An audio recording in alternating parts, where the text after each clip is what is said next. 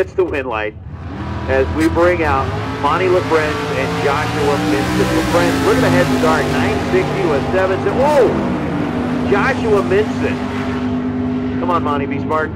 No! No! Monty Lafrana He's a had great a driver. 1.1 second head start just by way of the reaction time. Takes almost 2 seconds at the stripe and breaks out by 0.02 of a second. Joshua Minson, with a 1.5 second reaction time, gets the win light. Oh, yeah, you were just talking about that today.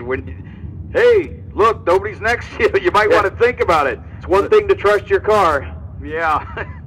It's another thing to lift. Nothing wrong with a little blip, is there? Oh, my goodness. So Kelly will be up here in the, is it Oro Valley, Arizona? Yeah.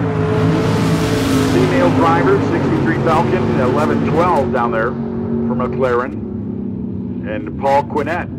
And Paul gets the win. 967 on a 934, 114. She goes 88 on a 12. Way off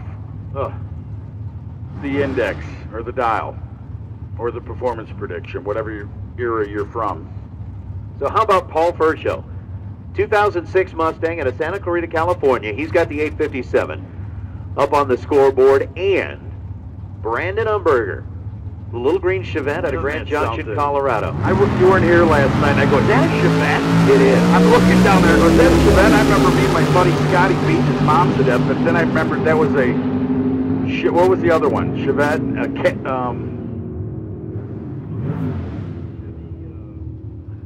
hold on.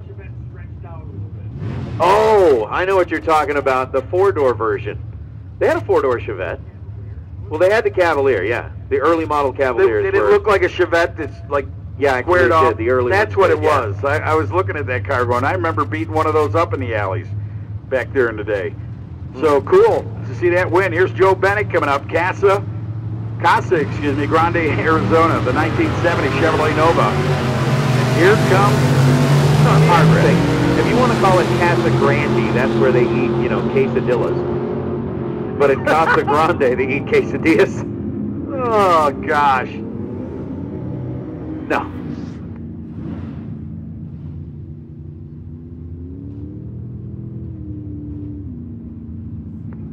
Oh, 1197 gets the win light on the 1186 for Joe Bennett. He was 11 on the tree. Hatchworth had an 093 reaction time, and that is going to bring up Kevin Stokesbury and Dennis Drummond. Stokesbury's good, man. Yeah. Followed him this summer a little bit. Stokesbury knows how to line up a scoreboard or two, and Dennis Drummond at a Crossfield, Alberta. That's Mr. Drummond. Mr. Drummond? Yeah, I do, from a show. Yeah, what show was that? Mr. Drummond. What are you talking about, Willis? There you go, Yeah. Mr. Drummond. Mr. Drummond. Mr. Drummond for the win, 814 on the 809 after he was 139. Oh, Johnny on the chat bleachers popping in with, it was the Chevy Citation. There you go, Johnny. Thank you. Stand up, Johnny. No, he's on the chat. You can stand up back at home, but stand up at home. It don't matter. That's what it was. Thank you, Johnny. A Chevy Citation. God, did we beat that? That maroon interior, silver outside, and it had that paint where it started peeling off from GM. The water, right? The watercolor, water-based paint. The first time you took it through the car wash, it started to drip off. Oh, God, we were throwing chickens out of that car at like 80 miles per hour. Real ones. They go...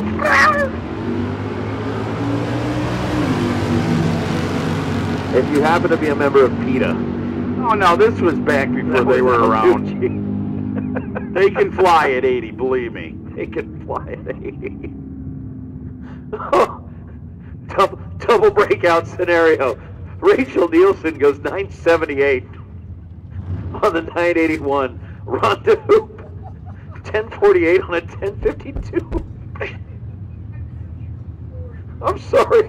Fly at 80 miles an hour. Oh, goodness. Thomas Dykeman out of West Jordan, Utah, and Dan Crooker out of Salt Lake City, I guarantee you. Oh, Danny banging the gears with his brand new Tremec 6-speed in that thing. Getting a hold of one. Watch him run the number, just a glutton of punishment, man. He's off a bit, 1134, 127. And Crooker told me he's got a biggest race of the night. He goes, I might not win in the car, but we have a running race, and he's a marathon runner. From the finish of the 8th mile, or is it the quarter mile? He said they come down the return road. Okay. They run from the finish line of the quarter mile. First you drink a beer, then you run, you get to the 8th mile, you drink a beer, you go back, you drink a beer. Winner takes all. Loses all. I was never a good runner in my day, unless there was red lights chasing me through the fields. Ken Spears, after the chicken flies. Ken Did you Spears, ever have one look at you, like when you crack the window open in the citation at 80 and the little head turns? You go, no.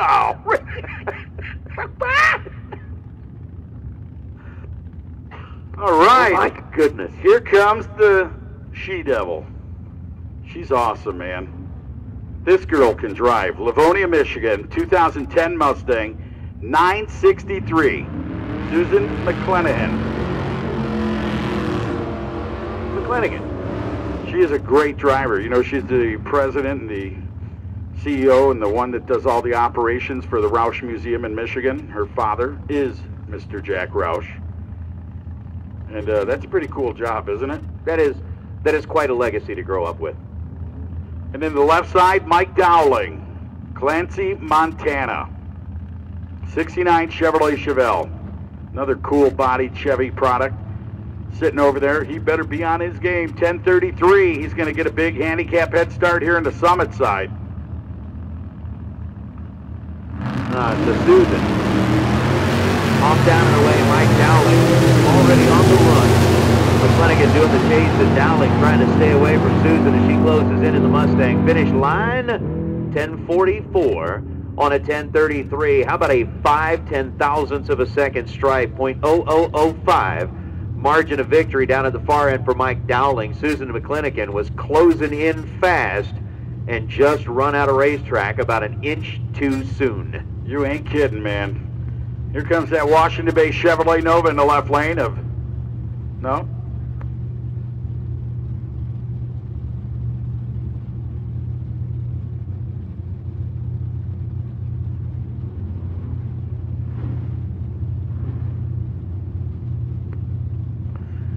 So the 66 shoebox Chevrolet versus the Fox Body Mustang up on the starting line.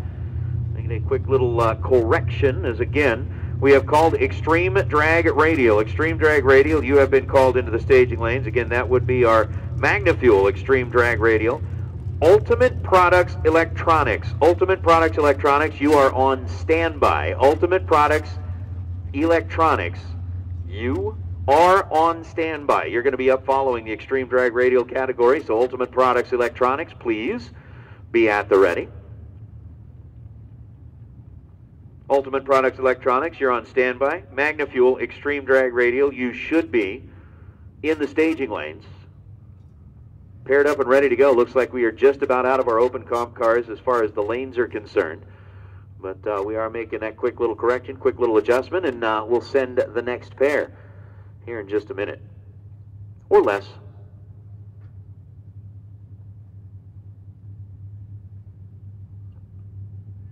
Matter of fact,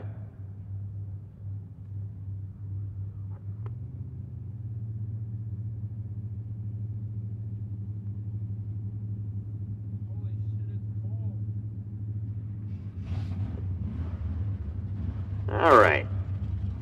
So Kirk Hall in the 66 Chevy twice, and John Harsma, the 88 bodied Fox bodied Mustang. Yep, that one. 13-15.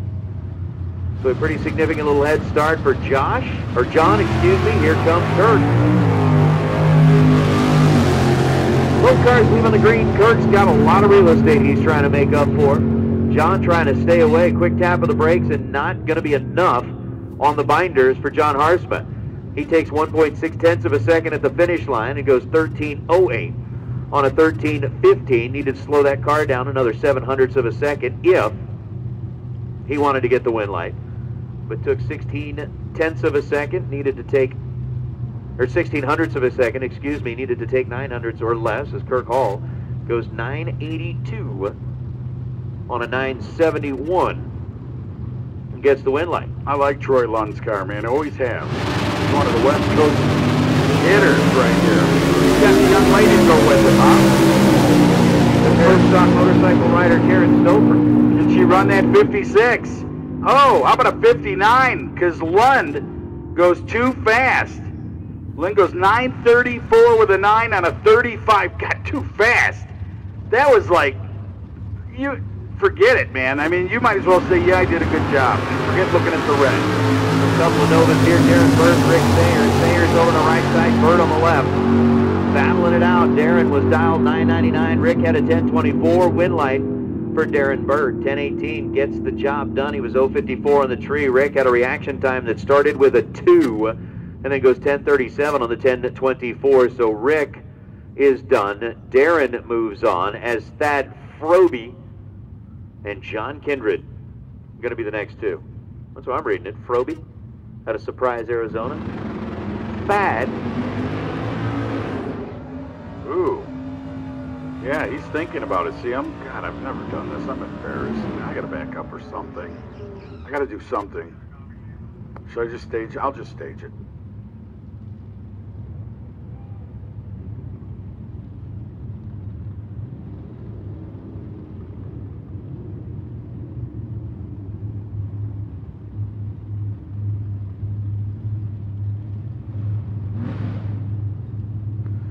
So with John Kindred in the 74 Vega, not new to this in any way whatsoever. Back in the heydays of the PSCA, Open Comp was like the most comfortable place for that little yellow Vega. That Froby, whoa, that like left the line and went dead left. Pulled it back in. Is it going to cost him at the stripe? Thad's already tapping the brakes, and 952 on a 933 Thad gets the win light. John Kindred's going to pay a price for an almost 0.4 of a second reaction time. Hey, electronics. That would be our Ultimate Products Electronics category. We're going to take you into the lanes. Lanes 1 and 2, please. Electronics, Ultimate Products, Electronics. Go ahead and make your way to lanes 1 and 2, please. This is a treat to watch this car. I said it earlier. Watch Brent Calvert. My eggs out. Look at this thing. Off. It's down. 879 the number. Patrick's out. And the win light goes over at 882 on a 79. 147 for the Calvert family. How about that? Is they racing the factory stock deal, NHR, with that car or anything? Do you ever notice that car? Yeah, the Calverts have got cars that'll run in Superstock. Yeah, that is so cool, isn't it? Yeah.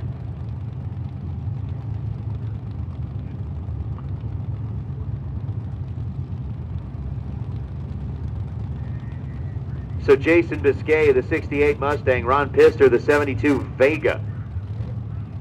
9:58, yes he did, against Jason Biscay's 11:71.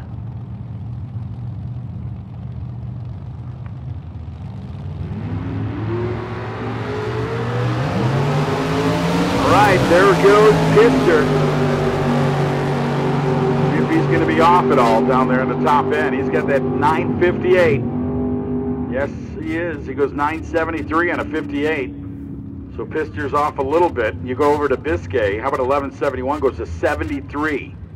2 above the number. Not bad. These guys really know how to run the numbers, don't they? You got some great drag racers here, and you got probably a lot that are practicing for your big race next week. Yeah, basically what happens in Open Comp is you're looking at, they go out and make a bunch of qualifying runs. They take whatever their quickest qualifying run is, knock a little bit off that, and that's the index that they have to run on. So essentially they've got an index out there that's quicker than what they can run anyway. So that's why you'll see a couple of them as, a few hundredths to a tenth off of the index.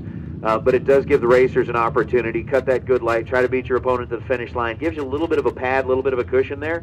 And then we'll see just really how good can you keep your car down there. So you're right. Trying to hang right in there with those numbers is Todd Porter and Reggie Timms. Unfortunately, Reggie not going to make the call in the S10 pickup truck out of Mesquite. Todd Porter, he's got a 927 on the scoreboard. He takes his pickup truck down the racetrack.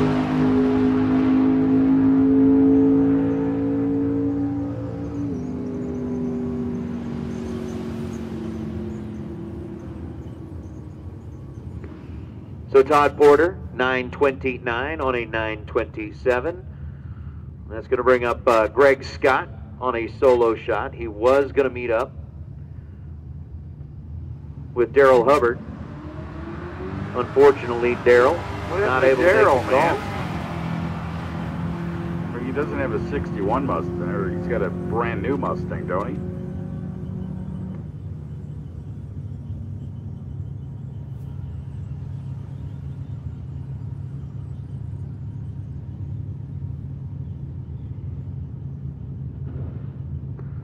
.1052 on a 10:59 for Greg Scott.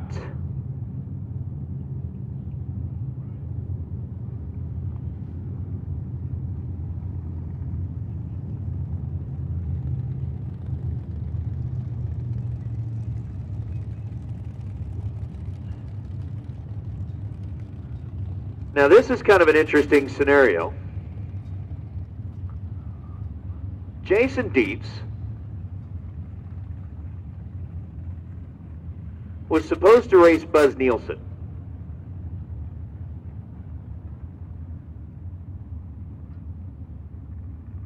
I see Buzz Nielsen's car back here.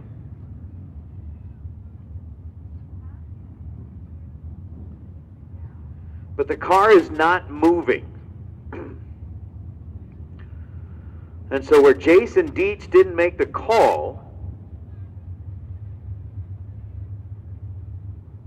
Buzz Nielsen at this point would need to fire up the car, stage it under its own power, and take the win light. However, as I'm looking out the window back here under the arch, they are hooking a tow rope up to Buzz Nielsen's car.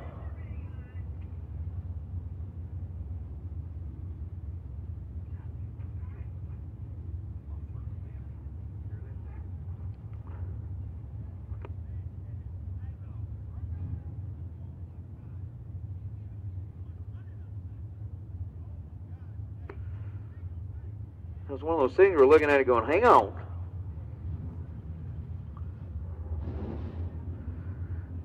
Buzz is going to end up in one of those deals where you've got a double disqualification.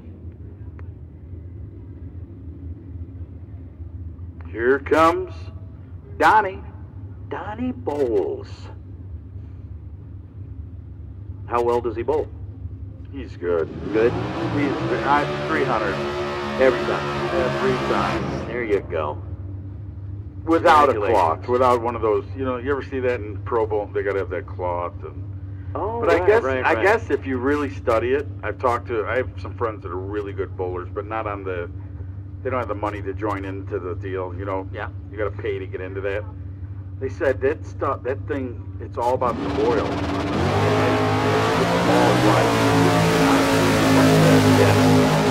You got to send it in the right groove? Yeah, because the oil can throw it off. So ask some professional bowler on your bank shift deal. I will. Do we have any professional bowlers on bank shift? Yes, we do. Let's see. Is Lee Sebring a professional bowler? He could be. I heard all my life that, not life, but all the years I've been around him, that he's a heck of a bowler. Yeah? Yeah. He's Really the one good. that told me. That Really he good at doesn't handling have the balls. Yeah, he told me he doesn't have the funds to join into one of those big Brunswick ball-busting, pin-smashing deals, you know? Understood. Mr. Allen, answer the question on subsequent. Basically, it stays the same throughout. Once you get your number for eliminations, that's what it stays at. So you get your number here in open comp, you keep it the whole way through the event. All right, so Nathan Hartline not making the call. Neil Evans getting the solo shot. 79 Malibu. Final car in open comp. Neil's got the 1102 number. That's what he's going to be carrying throughout the remainder of the event.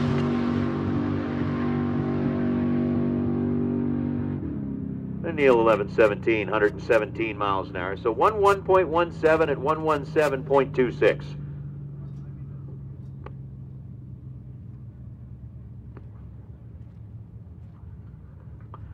So open comp, round number 1, comes to a close. That is going to take us to Magna Fuel Extreme Drag Radial, followed by Unlimited Products, Electronics, letting our Extreme Racing Oil, Triple Index know that you are now on standby. Extreme Race Oil, Triple Index, you're on standby. Be ready. We're going to be calling you to the back of the lanes here in just a couple of minutes preparing. So Extreme Racing Oil, Triple Index, be ready.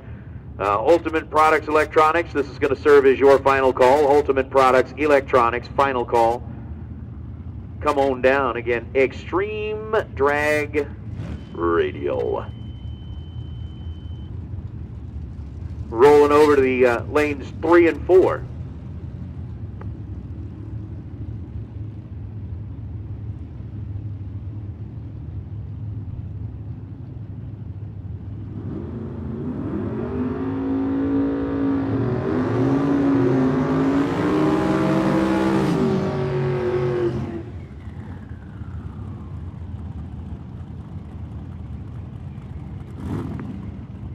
Lafayette Williams out of Harbor City, 01 Mustang, over on the right side of the racetrack. And G.J. Jacober. How about Jacober? From where? We say it was Dacono, Colorado? Dacono. Yeah. The number 15 qualifier in the field, G.J. Dacono, has been 4.65 seconds at 162 miles an hour.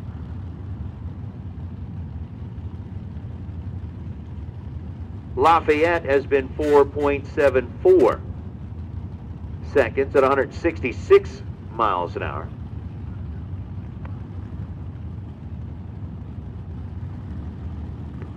And while they get themselves staged up, we're going to go ahead and take our triple index. Triple index, that would be Extreme Racing Oil.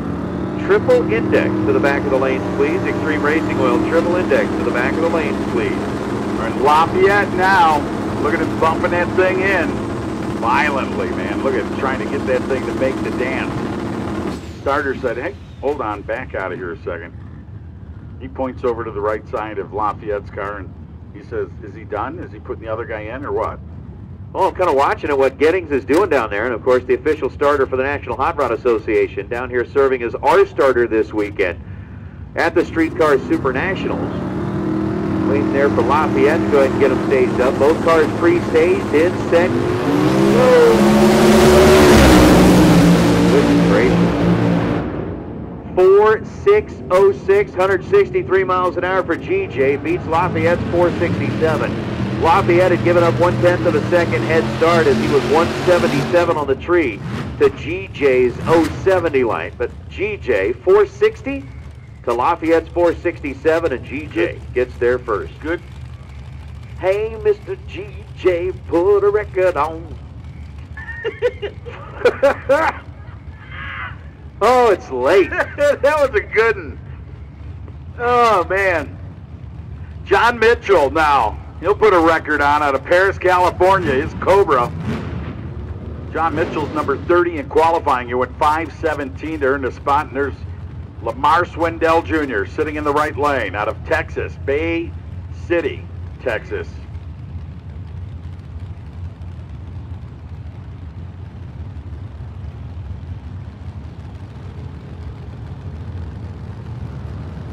Beach City, Texas. I said Beach. Wow! That thing get up in the air and he goes and stays with it. Man! Kaboom! In the left lane. It looks like a kaboom, man, for John Mitchell out of Paris, California.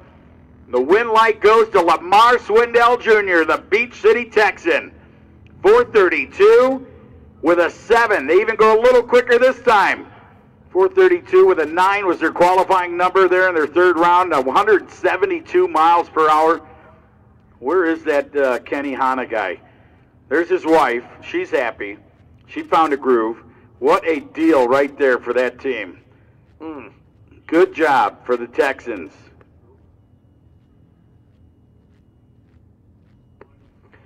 Well, that's not kind of what we wanted to see. Unfortunately, that is not going to be good. The safety team is going to come down from the top end of the racetrack. Hey, Rochelle Nielsen,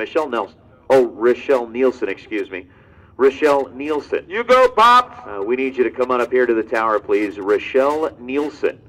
Rochelle Nielsen, to the tower, please. And I don't know. Hey, let me ask you, Lamar Sr., did you guys flip the air cleaner or what? Well, yeah. Rochelle Nielsen needs you up here to the tower, please. Come on up. And yes, the infamous one. It is a cleanup on aisle 3. G. Michael. Well, you know, Mike English is not here this weekend. I did get a chance to see him down in Pomona. He's doing great. Having a good weekend, but Mike English is not here this weekend. He's a good dude. I like hanging out with English from time to time. What are they doing? Good news is they got the signal to start the burnout, because even though that looked really bad and had the potential of being a pretty nasty cleanup, it was not. Thank goodness for oil retention devices and all of that kind of stuff. Freddie Bueno. He is muy bueno. And the 63 Nova and Steve Skokin. How about this? Surrey, British Columbia versus Lakewood, California. Freddie versus Steve. Bueno v. Skokin. Yeah, Skokin, the guy I told you about that drove his dad to the hospital. The chainsaw finger. Or you don't remember that story? I do remember that story. We've been talking about it a couple of times, because I think looked it's at really cool. And he looked at him and he said, I think it's very I'm going to cool. let you get your father to the hospital. Why don't Police you just officer. go ahead and take him? Oh, man. So, Skokin taking on the big guy right here. Chevrolet versus Ford. A couple of guys that are, this could be a competitive race right here. I would say it's going to be whoever's got the chassis figured in. You know a guy named, Toby the Beagle? A dog named Toby the Beagle that won the 10 grand on America's Funniest Video.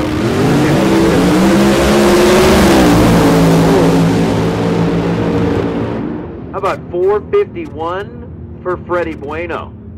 121 on the tree, and Steve Skokin is smoking down at the finish line. The British Columbia-based racer leaves a little white cloud behind him. That means we are going to be doing a quick little check of the racetrack again. And back to the Beagle, that was the one that won the 10,000 when he had bacon shipped to the house in a box, and the dog got the shakes. When he opened the box up, you got to go look it up. Look up the Beagle on America's Funniest. Right. I mean, it is a great, great video.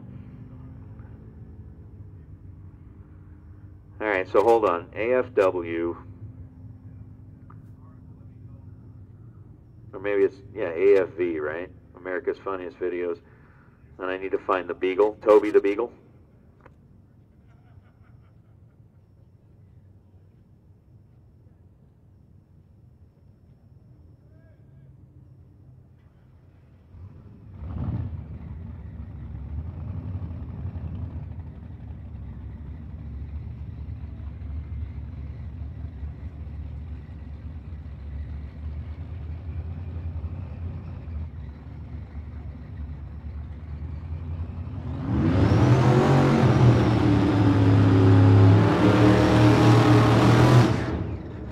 Good news there, Steve Skokin, not a whole lot of mess there, and that didn't sound right. Jennifer Boyd coming out of the water box. Feeling a little bit, sounding a little bit light. But I do love the wrap on that 93 Mustang. That thing just looks flat out cool. As Josh Edwards, 73 Camaro, number 10 qualifier in the field this weekend. Yeah, 445. I apologize, but Josh, I'll tell you what, that thing is something else. They figured this thing out really fast throughout the weekend. Was doing the wheel stands and bouncing around down there.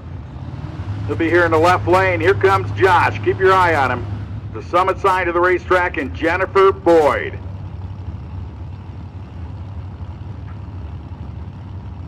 Will it be a wrap for that beautiful wrapped Mustang? We'll find out. She's in the first staging beam. Josh Edwards follows behind. He goes right in, says, "Let's go, young lady." Oh, she bounces to the red up the tree, and she was gazing it. And man, Edwards, what a run for that car. How about 437, 166.95 on the mile per hour. That is a fast 73 Chevrolet Camaro.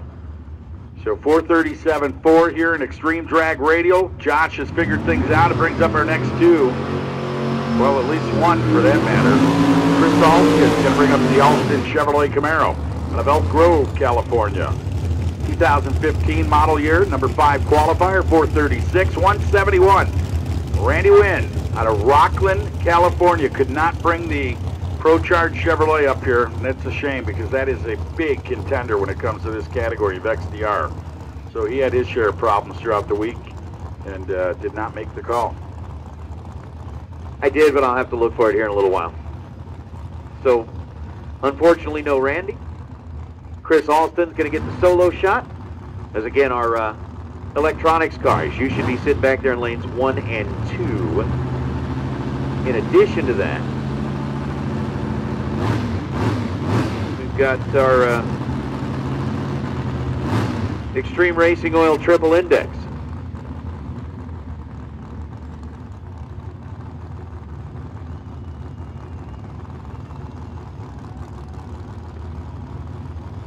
So Extreme Racing Oil Triple Index, go ahead and make your way to the back of the lanes, please.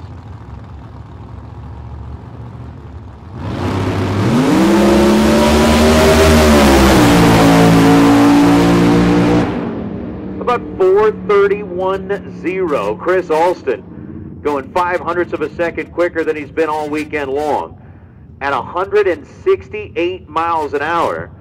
And here in the Extreme Drag Radial category, I mean, we're still looking at Matt Ball with top speed at 184. Quickest run so far has been that 425 out of Johnny Coleman. But Brett Bowers and Ryan Jones.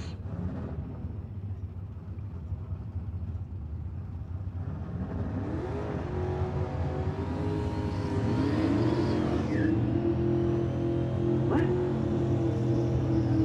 Ain't nothing wrong, G. Michael. What's the matter? Oh, ain't no big deal.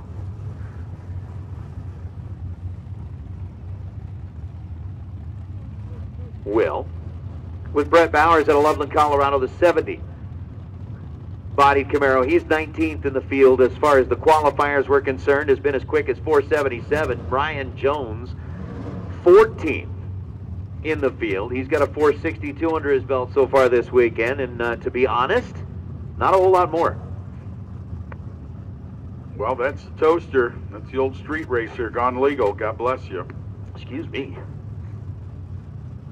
He'll be over there on the left side, the Toaster, ready to go. This thing can wake you up, man, very fast. Easily a 40 sitting in that car somewhere. Let's see if he has to utilize it right here. Brett Bowers, Loveland, Colorado, will be in the right side, and a gorgeous, man, I mean it, that's beautiful. 615 cubic inch Chevrolet 70 model. Look at him getting the bump box blues over there. There goes the Toaster in problem. He had a good lead. And he had a great 60 foot. Look at that. And then all of a sudden she just went south on him, huh? Yeah. Where you can't get through. That's been kind of unfortunately the problem with Ryan's car this weekend. You know, had a 462 during qualifying, and really that's about all. The other runs were kind of like in the 7-second zone. He's had to cut it off early, and the car just has been uncooperative other than that one decent run. For Brett Bowers, 155 to the 60-foot compared to Ryan's 113. I mean, that car, had it stayed hooked up, would have made probably one of its best passes of the weekend so far, but it did not, and so Bowers moves on as we go ahead and bring out Brian Mansky and I Am Root. I Am Root. I like Mansky's car. I love that Pontiac. I mean, I think that's the last year of the Pontiac muscle, you know, that you really could buy out of the factory, like a W30 or something, W3. They'll tell us on there. There was a special package on Pontiac that you could get, but they were really cool cars. This is a good-looking car here, Queens Creek, Arizona. The Mansky team, the 98 Pontiac Trans Am. It's gone 460 today, 465, 159. Thanks, Chad. WS6. Thank you, Chad. Chad is like, he and Brian loaned together. Oh! Sheldon Root has a little bit of a shuffle problem on the starting line and ends up behind 551, 131 or 139 miles an hour, and I Am Root drops. Brian Mansky 5:13, 153 miles an hour, but no, I don't have a chainsaw sound, but I do have that screaming goat that just, oh, unfortunately.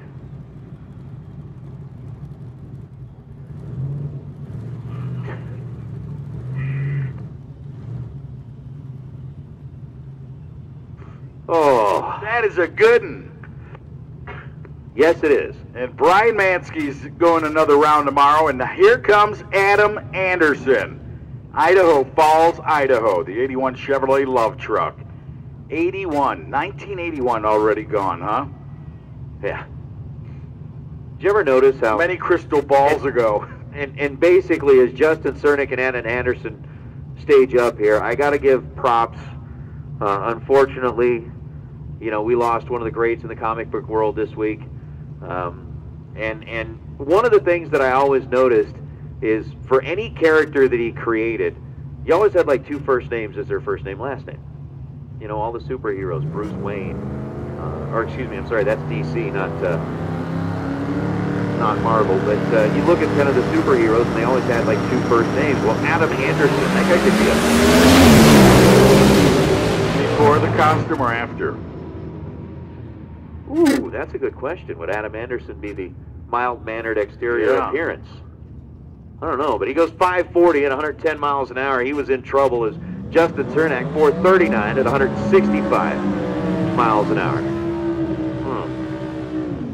Justin wins. How about that? Chicago connection, getting a win right there. Good job, Justin. 439.0. They'll be hanging out for tomorrow and some more rounds. Feeling bad for Ryan Toaster right there. I don't know what's going on. That car usually just flies. Probably something really, really simple that they just can't find. Yeah. The kid's usually on it. So the next one. So I'm sorry. Nope, sorry. We are still missing about 5 from what I'm hearing of our triple index cars. So final call, triple index. Final call, triple index. We do need you into the staging lanes, please. Final call, Extreme Racing Oil, triple index. We need you into the staging lanes, please.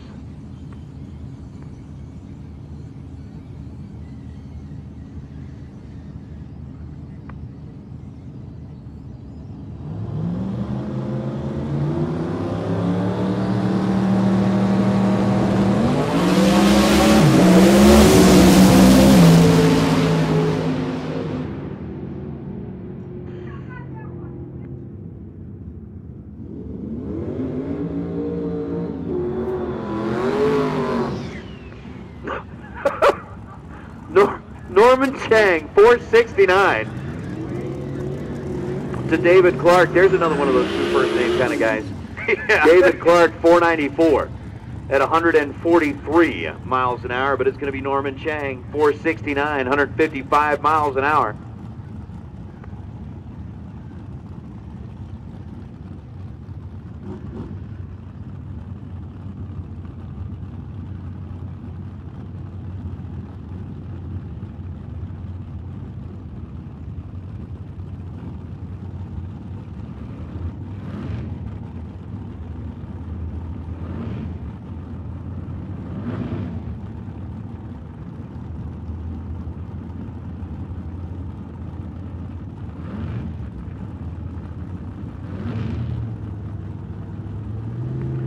With Chris Houston and Matt Bell.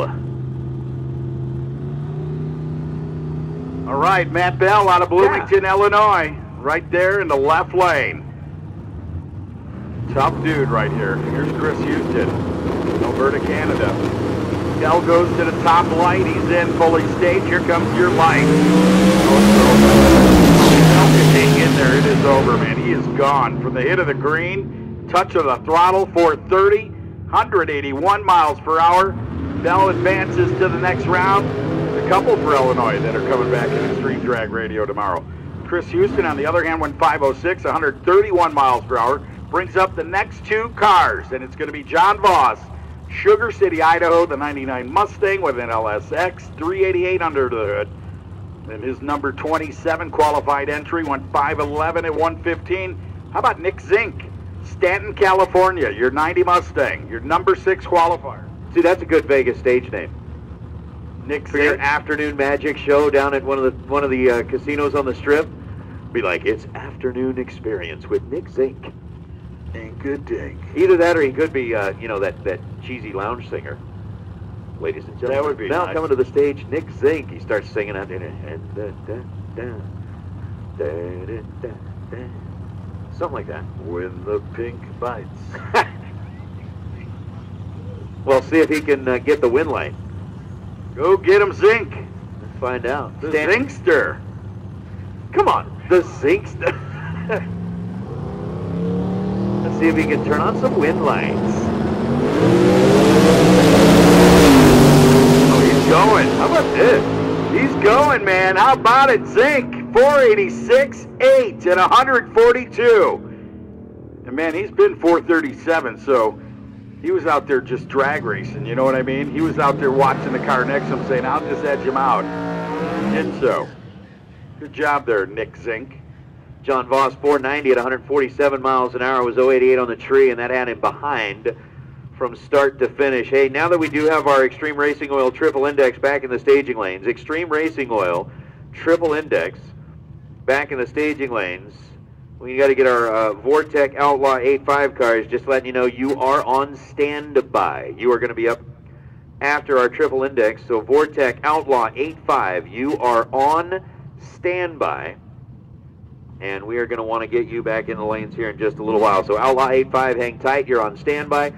I believe we should have all of our Triple Index cars back there. And as a matter of fact, rather than pick up the radio and say it, I'll just make a little noise over the PA. Be like, hey, Pugsley or Kenny back there, if you have, let me know how we're doing on Triple Index. We're going to go ahead and put out a final call for Extreme Racing Oil Triple Index.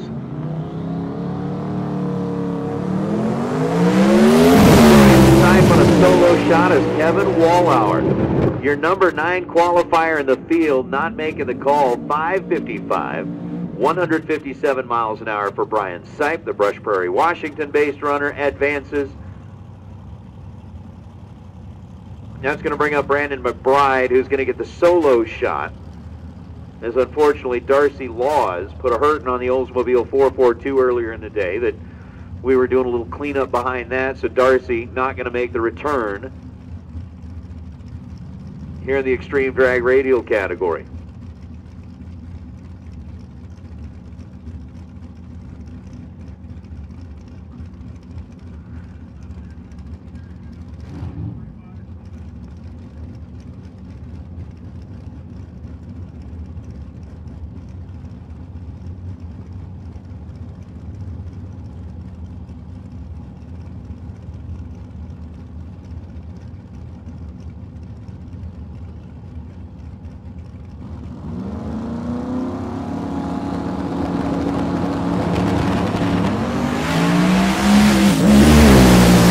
Whoa, hang on, man.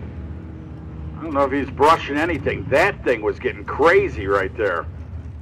Brandon McBride and his Skyline going down there. And camera guy's got the best shot over there in the center of the slick lanes.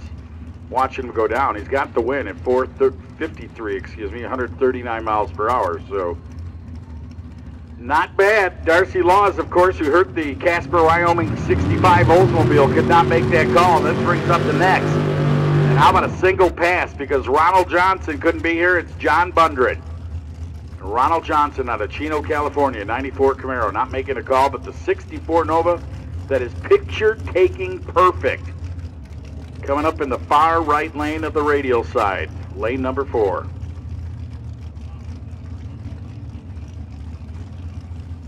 All right, Vortec, Supercharger, Outlaw 85, to the lanes.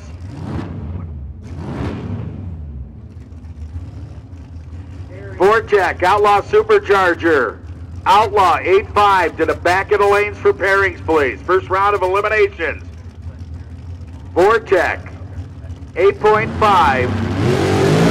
Outlaw, pouring the power to it, knows he can because no one there knows he'll go another round. John Bundred, Hemet, California, 525, 98 miles per hour. We need the Outlaw 8.5s, the Vortex Supercharger Outlaw 8.5 category, to the back of the lanes for pairings, please. First round of eliminations.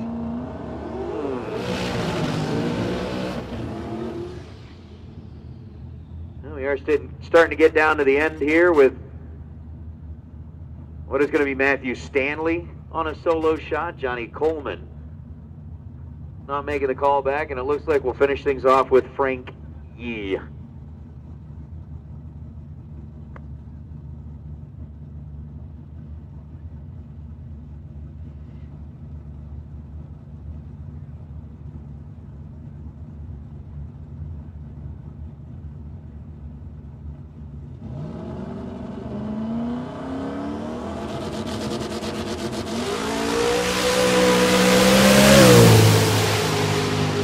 Here we go. Matthew Stanley down there will come back because Coleman couldn't make the call. How about that? Matthew Stanley's got some bragging rights there. And I don't, what happened? He'd leave before the tree was activated?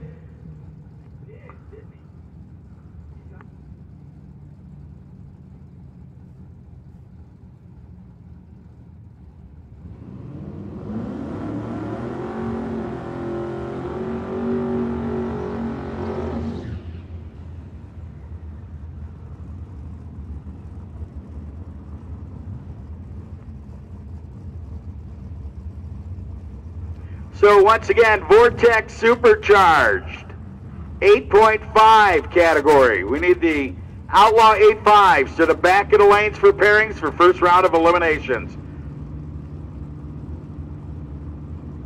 Here comes Frank Yee. He's got a single pass. Eric in the Chevrolet Corvette not making a call right here in Extreme Drag Radio. So Kavilha not able to be here, and this will give Frank Yee another chance after doing that driving job. And the last round was small tire, I believe, right? Be careful. Very, very careful. Yes. You are correct.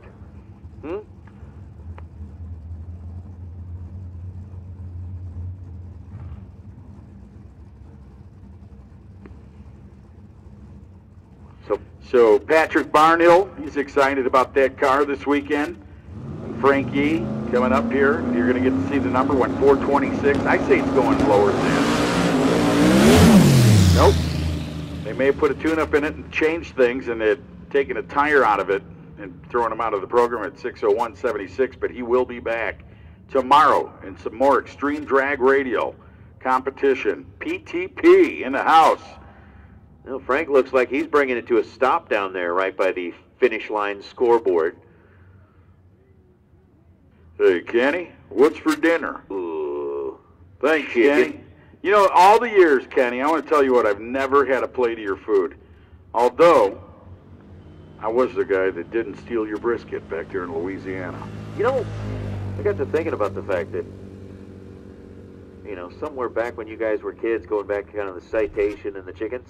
It's true. Somewhere down the road behind you guys, there was somebody picking up being like, "Hey, Ma, look at all these chickens." Got it. Oh, my goodness.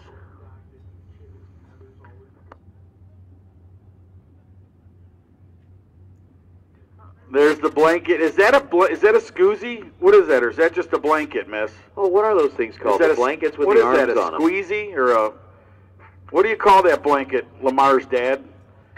Would you ask her for me? Is that a Texas stay warm out in the cold blanket? What do they call those blankets?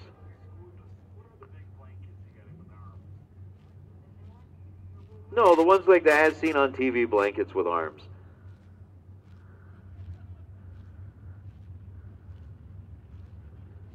Hold on, they were called a...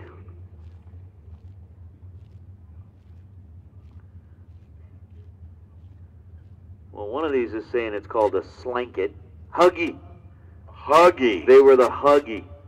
There you go, the Huggy. Or is it a Huggle? Or a Huggle. Or it's a Huggle. Is it?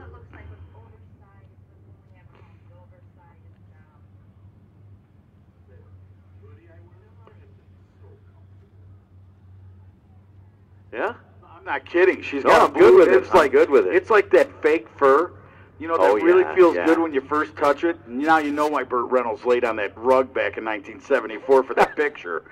But anyway, telling you, what is it called? The Huggo? Oh, Chad, Snuggie. Yeah, the Snuggie. The Thanks. Snuggie. God dang it, Chad. You were on it. You've got a house full of Ron Popeil stuff like I do at home. And Chad, He's shaking his head. he's like, yes, I do. Dude, come on.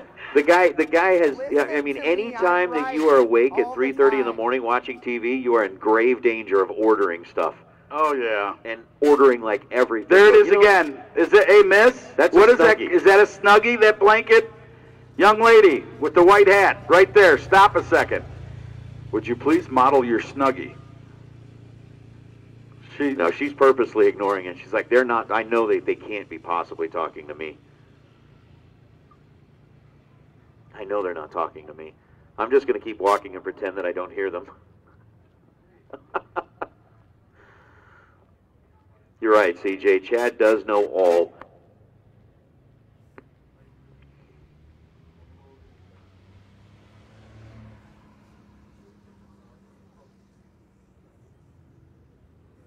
Somehow I don't think that's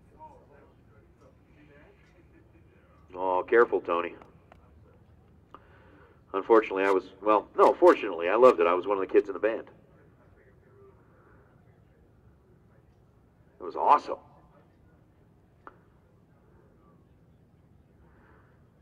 So they're just helping Frankie down there at the top end of the racetrack.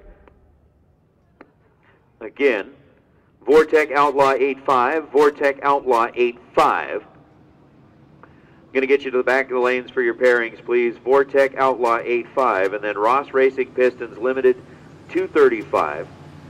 You are on standby. So Ross Racing Pistons Limited 235.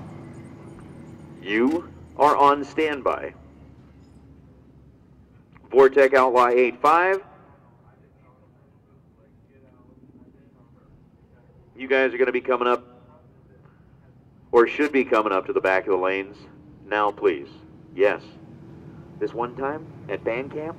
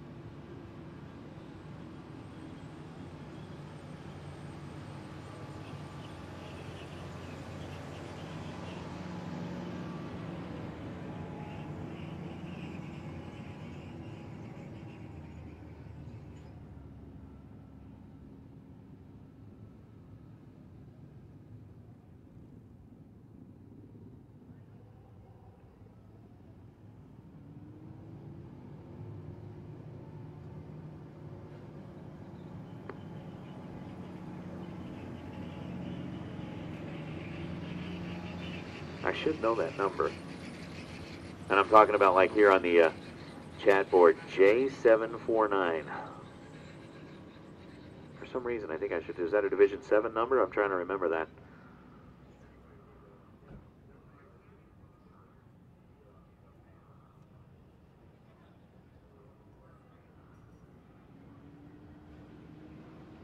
But Streetcar Super Nationals is at the time of the year.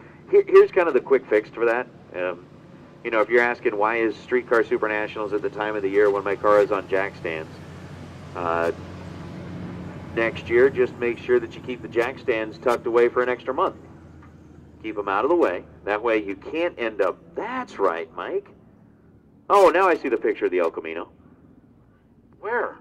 No, it's Mike Ewing in the El Camino. He's on the chat room. Yeah. He's asking, why is Streetcar Super Nationals always at the time of the year when his car is on jack stands? And I said, there's a really simple and quick fix to that.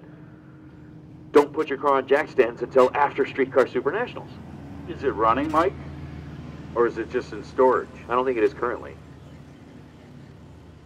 Well, you get to this. This is basically the end of the season, right? I mean it is. No matter what category or what organization you race with, this is basically coming to the end of the season. And thus is why we get to see a lot of the shipped-in crates of rice ash and those types of things. And it would happen anywhere. I don't care. I seen it just a couple weeks ago in Texas, man. Those guys were stretching the rods out. Well, you gotta put a little help on that. Final call. Vortex Supercharger. Final call for the Outlaw 8.5 category. Get paired at the end of the lanes down there, please. Your final call. Outlaw 8.5 category. I'm here to help, Mike. Just so you know, I'm here to help.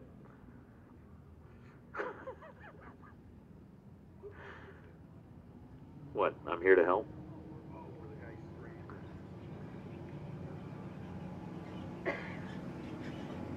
You sure you're talking about? Because you're asking me about a movie where the guy's stranded and talking to the computer. Are you sure you're talking? He's not talking to the computer. He's talking to the volleyball, Wilson. I've seen that one too. Yeah. I like that one. Yeah. This Castaway. Wilson.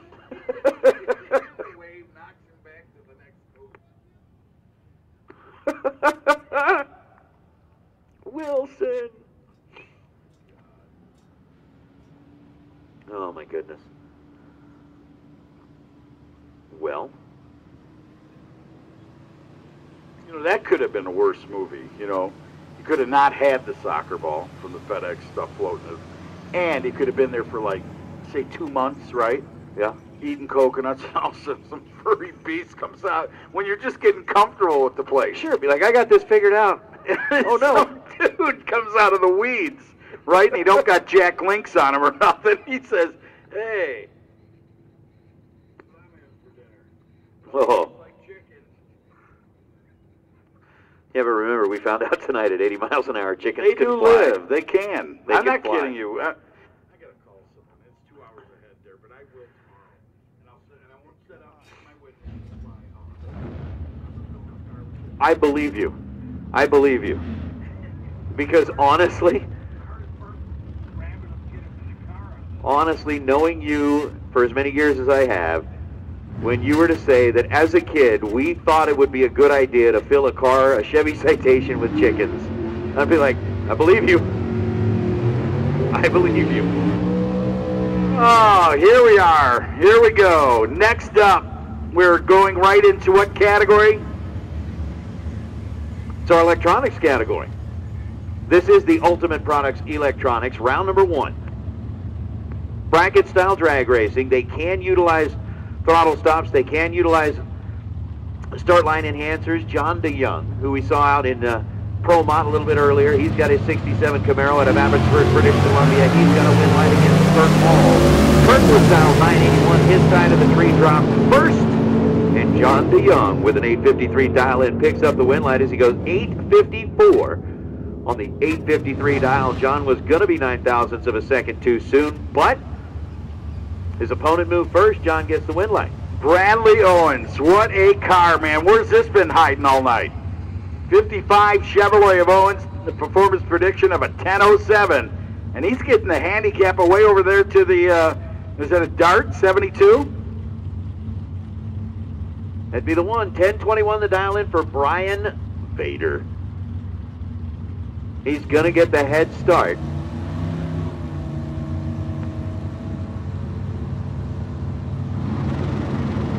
He'll get the head start over Bradley Owens, down at 10:07, and Vader fouls out. He's red. I'd run it through the back door. I Yeah. surely would. And he's got a good car right there. 10:07 goes 10:10, 134 and a mile per hour. What a deal. 134. See? Look at the mile per hour. Now I just want to point something out because someone said, man, that's a lot of mile per hour. I got a Chevy Nova in the garage. Yeah. The guy that owned it was a lot skinnier than I was, and old man, and he went 986 at 134. So there's proof right there on horsepower. No spray, no power adder, carbureted, 3,600 and whatever pound car. Get it done. David Casper, he's got the S10 pickup truck against Johnny Calvert in the 64 Fairlane 1066 to a 999. David Casper getting a 1.1 or 1.7 second head start Finish line 10:64. David Casper gets the win as he goes under 200ths of a second. Johnny Calvert goes 9:95 on a 9:99. Calvert tried to make up for a late start at this end of the racetrack and paid for it at that end. Man, I will tell you, watching that, you know you're against someone that's good, like Calvert, and you're like, oh, God, I got to keep going, because if I blip this thing, he may be right there passing me, not knowing what the advantage was on the whole shot. Here we go with the green machine. 72 Duster of Beaven. Beaven will be over there at is it Clovis, California? Clovis. Clovis. And taking on Ashley Harvey. Harvey over in the dragster out of Wildemar, right? Isn't that where the Air Force Base is? From the movie Top Gun, was that Wildemar? Chad will come on here in a minute. Chad will get it. It was I wore out my VHS of Top Gun. 779 on a 778 for Ashley Harvey. Mark Beaven goes 11:06. He was 6 on off the dial and gave up over 1/10 of a second head start. What was it?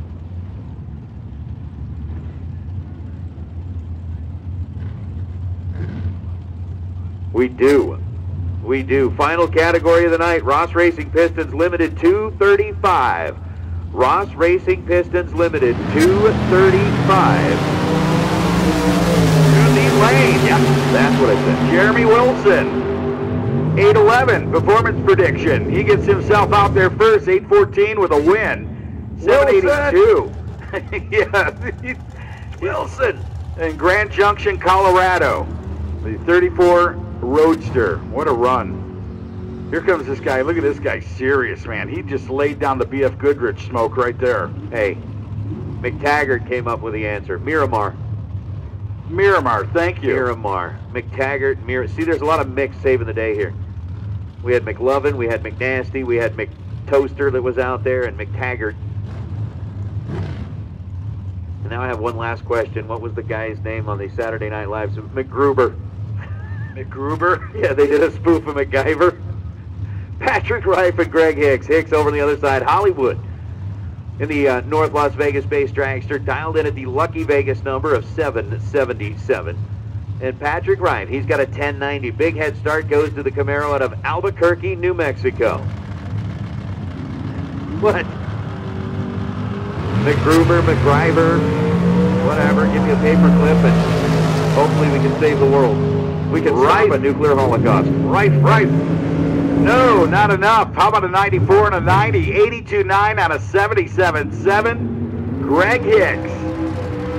Hicks gets that 017 reaction time, 051. 054, excuse me, in the right side. So he'll go on to another round here come tomorrow. In the right lane, here we go. With the old 1983 Camaro of John Tigan. Yeah, Grand Prairie, excuse me, Alberta. Look at that left lane. That's a big beast, ain't it? Yeah, Jason Dawson, he's driving one of Shane Thompson's dragsters. Shane, who is a big-time sponsor of high-dollar bracket racing across the western part of the U.S. Jason's dialed in at 6.9 seconds to John Teagan's 8:51. And yeah, unfortunately, NHRA stock McChad, I think that's actually something that's still in question down in Florida at each and every voting year. Hanging Chad. Here we go. Look at the dragster, man. Not enough. He goes 698 on a 690. 690 with an 8, excuse me. Jason Dawson dead on the dial in, but was 034 in the tree. John Teagan, 32 thousandths of a second advantage in reaction time, goes 852 on an 851 and gets to the stripe first by 30 thousandths of a second. I guarantee you Jason Dawson's going to look at that slip like 2 or 3 times. You know, he was on a move there. Jason races here on a regular basis. Jason's going to go up there and punch something. Oh, man. Is it Kalim Menzel out of Alberta, Canada, will be in the left lane. He's getting on the brakes right now. The Dodge Dart 979 and goes 10:59.9 at 90 miles per hour. And Chapman 975 turned into an 1187 run. He had a good leave. Actually, both did on the reaction time. 026, 041. And unfortunately, Brad Chapman stopped on the racetrack up there, pushed up against the right side wall at the finish line. So we're going to have to call our fire and safety team down here, as Brad Chapman figured that a 975 was going to be the number, but unfortunately the car comes to a stop up there against the wall. Something mechanically awry with Chapman's vehicle, and the 64 Falcon. The quality is obvious. That's why Mark Williams high-torque axles are the most trusted in drag racing. MW axles are forged from superior alloys and are tempered for higher strength and ductility. Each axle is custom machined for the exact application, including length, taper, and spline. Special attention is paid to the splines, which are true involute for more efficient engagement. Weight is important in drag racing, and MW gives you 3 options allowing you to cut unsprung axle weight almost in half. Invest in the best. Mark Williams high torque axles. Winning demands relentless innovation and the highest performing, most reliable equipment available. That's why, at PCH Rods, we run Autometer. Industry-leading cams don't happen by accident. Ours are the result of 40-plus years of innovation. The horsepower delivered by our camshafts are determined long before they make it to the grinding process. At CompCams, nothing escapes consideration. From research and design to testing, manufacturing, and quality control. When it comes to our products, no detail is too small. It's what sets us apart. It's why people have put their trust in us for over 4 decades. CompCams, no comparison. Offers more options for more applications than ever before. Aeromotive fuels hot rods, pro mods, diesel trucks, and everything in between. With a proven track record of fueling multiple drivers to the winner's circle, Aeromotive products are not of the Me Too variety. They're one of a kind. Every product Aeromotive develops solves a problem by offering a logical solution. Aeromotive tests their solutions, holding them to the strictest standards of integrity and reliability. This ensures that you have the best performing fuel system your dollar can buy. Aeromotive, serious fuel system since 1994.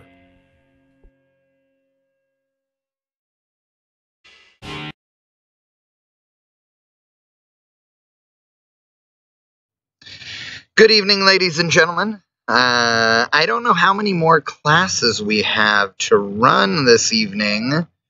I've been trying to think on that. I know that we have at least Outlaw 8.5. We have to finish this electronics. I believe triple index or super index or something they called. So that's 3. I think limited 235 will still have to run after 8.5. So probably Chad, what's up, dude? at least 4 or 5. All weekend, and now I get to see him on the big screen. You get to see him on The big screen. the Tooch, I love you, dude. I had so much fun in Texas, and I really wish I was up there with you and Nate, especially because it's colder than hell down here. Yeah. Well, I mean, it's a little more sensitive. He does do a lot of... Ooh, cars running. Yay! Okay, we're going back to racing. But anyway, I think we have at least 4 classes left, but I'm not really sure. But I'm hoping it isn't much more than that. Because I'm old. More centrally located makes it, I think it's good. But the top end of the racetrack is clear.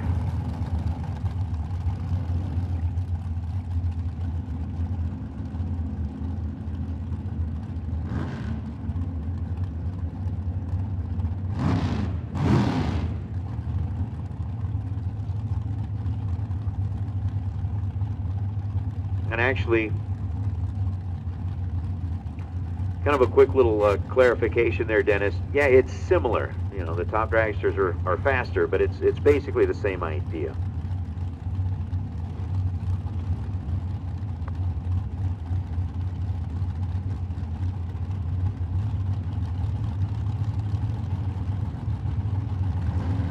So Carl Canavo dialed in at 754. Mike Rock dialed in at 810. Ross off and away first. Canavo's on the chase. 7 thousandths of a second, the difference between the two in reaction time, as Mike Rock 8:10 on an 8:10.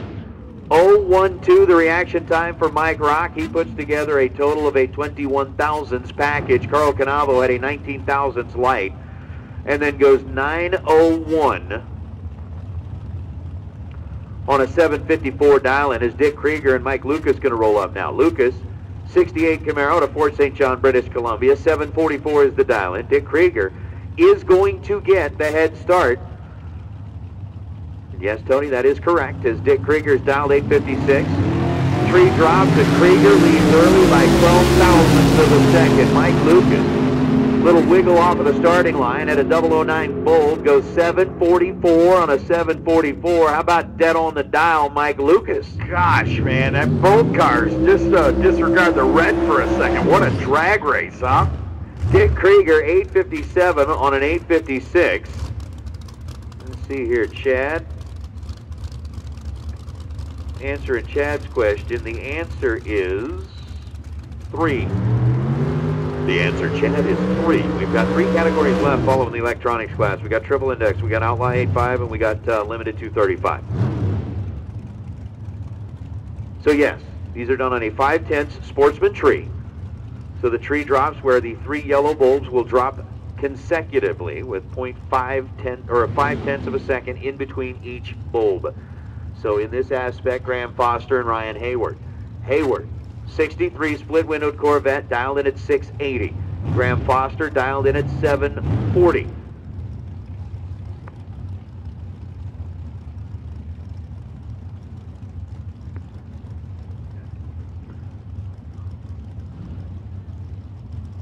So on the handicapped head start, Graham Foster will watch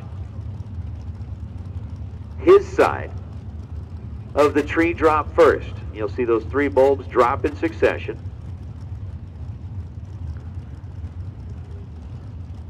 And then after Graham Foster leaves, and of course they are going to let go of the button long before that green light comes on. A little bit of a better reaction time. Ryan Hayward, 682 on a 680, 200 above the dial-in, and takes a 3 thousandths stripe. Get to the line first by 3 thousandths of a second, beats out Graham Foster. Graham was 741 on a 740, so 16 thousandths off of the dial-in. Graham Foster was 50 thousandths in reaction time. And pretty much, I know there's a lot of questions out there on the chat board kind of about like this bracket-style electronics drag racing. Really, it's just a game of numbers. You're talking about your total package versus your opponent's total package. I know, a lot of people go, ooh, but it's pretty much how far are you off of the dial-in and your reaction time, and really after that, it's a math game. I mean, if you're 005 on the tree and you're right on your dial-in, let's say you run your dial-in with a 5,000, you've got 005 in reaction time and dead on 5, that's a 10 thousandths package. If your opponent has anything worse than a 10 thousandths reaction time, there's no way they can beat you. Like right now, Scott Robinson and Terry Souza off and away. Terry's playing 836 on a match game. 836 dead on 4, gets to the stripe first by 7 10,000ths of a second. 45 on the tree, so it's 045. Plus you say 836 with a 4, so add that 4 to that. 49 thousandths package. Scott Robinson had a 26 thousandths reaction time and was 23 thousandths off of the mark for a 46 thousandths package. Comes down to less than 1 thousandth of a second. Terry Souza wins.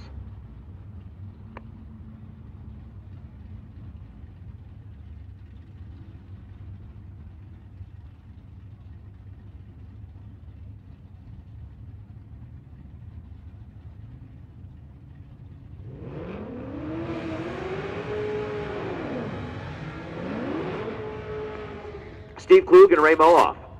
Moloff over the left side of the racetrack. Dennis, it's Nate. 1060, the number over the left side. For Steve Klug, he's got an 1160 dial-in. So 1 second, going to be the head start. Going over to the right side of the racetrack in Steve Klug. Klug, once he gets staged up and set, Ray Moloff will join him there. And basically it'll be 2 bulbs. Watch, it's 2 bulbs difference. Each bulb's half a second. Unfortunately, we've switched and gone to our triple index category, so they are now running on the Pro Tree. So both of them looking at those indexes. Off, down, and away we go. Red light for Steve Klug. He left early by 1.5 tenths of a second. He fouls out. Ray Mohoff goes 10.64 on a 10.60. So now we get into an index category. Again, when we were talking about just straight up bracket racing, everybody got to pick their own number, and off we go. Now we're running on an index. Mark Ehler and Rob Cottons both running on 1060. The tree's going to drop at exactly the same time. We've switched to a Pro Tree where all three bolts illuminate at the same time. The drivers react to the yellow, leave the line, and now it's first one to the finish line without running quicker than your index. 1088. Rob Cottons beats Mark Ehler to the line by 1.4 tenths of a second. Cottons gets the win light. And down we go.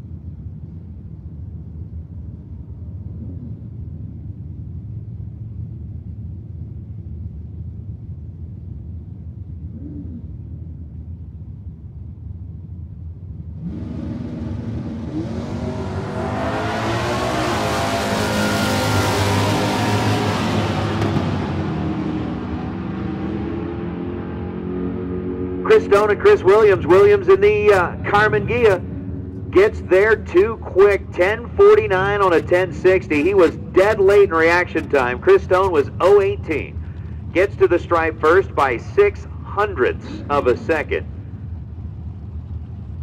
And then goes 10:69 on a 10:60. Obviously, Chris Williams running quicker than that 1060 index. He bows out. And here's a difference for Paul Wolf, out of Hemet, California. The 1060 Mustang in the left lane. And Russ Hines, 1160. Second on the tree right there. And look at the Pontiac. Albuquerque, New Mexico. Going down, but look at the light in the left lane. 003 getting the win at 1063 with a 1 at 122 miles per hour and going a little bit too quick, huh? About 2.5 tenths too quick in the right side. So 1136 on 1160, 110 puts Hines on the trailer in this outing. Nate? Next pair going to be Warren Groh and Greg Scott, both of them running on a 1060 index. Tree flashes and off we go. Warren Groh in big time trouble. He's coming to a dead stop. Greg Scott. Be smart, Greg. He's smart. He's okay. 1160 on a 1060. Yeah, I saw the 60 pop up too. I was like, wait, whoa, oh, okay, hold on. 1160 on the 1060. So Greg gets the nod there in the 67 Chevelle.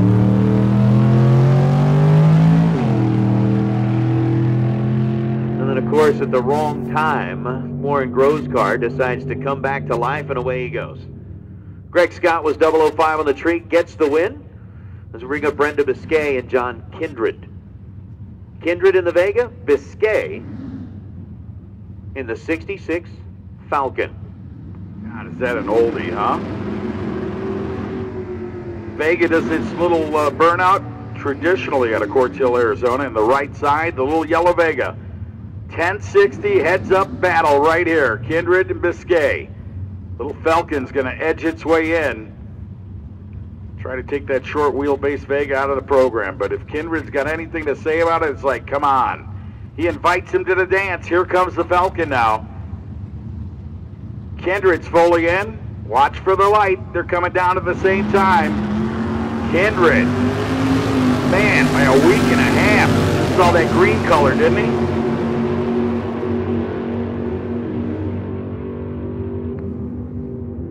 .1062, John Kindred gets to the line first by 1/10 of a second as he was 0.63 on the tree to Brenda Biscay's 2:39 reaction time. Brenda ends up running 10:55, which is going to be too quick as Jeff Longden and Craig Schell going to be our next two.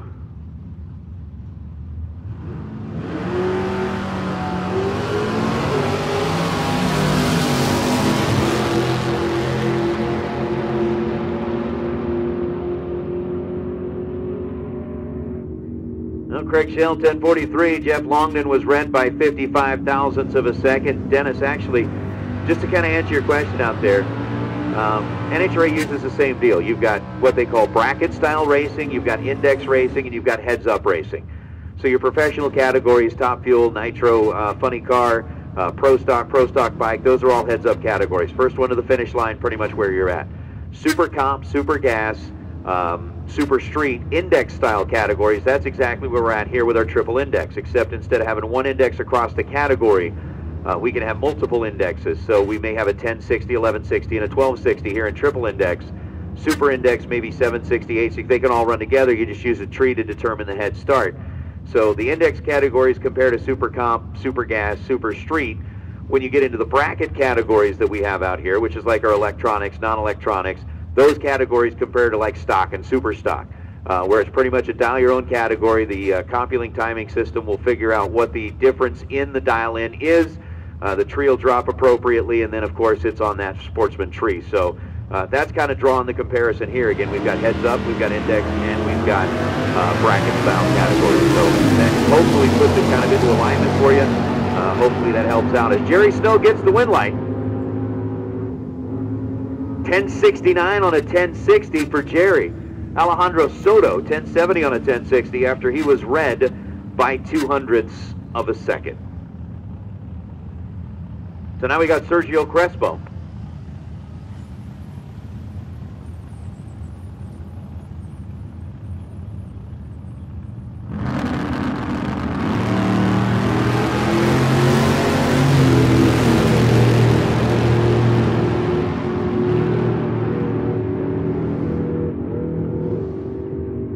Quick whomp of the throttle at the finish line, and sounds like Mike Dowling may have tried to save the run, but ends up going 10:59.7. Took 38 ten-thousandths of a second at the stripe and broke out by 3 thousandths.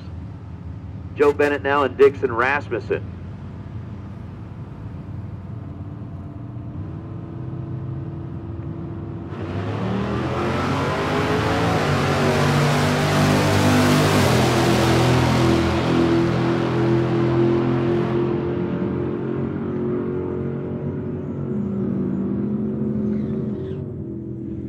Dixon Rasmussen, 1066 on a 1060, taking 4th thou at the stripe to pick up the win light against Joe Bennett, who was 1178 on the 1160 index, and Jeffrey Harris going to go on a little solo shot. Ron DeHoop's going to be right behind him, and then we got one more 1060 runner tucked in underneath the arch before we get into our Vortec Outlaw 8.5. Once again, final call, limited 235, should be in the staging lane. Please, Jeffrey Harris in the Nova. Chasing down a 1060 index. 1085, 123 miles an hour.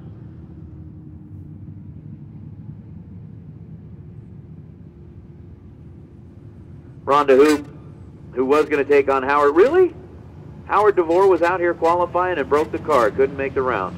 The dog. Not going to make the run here. Ron DeHoop, 67 Chevelle. Going to get the solo shot.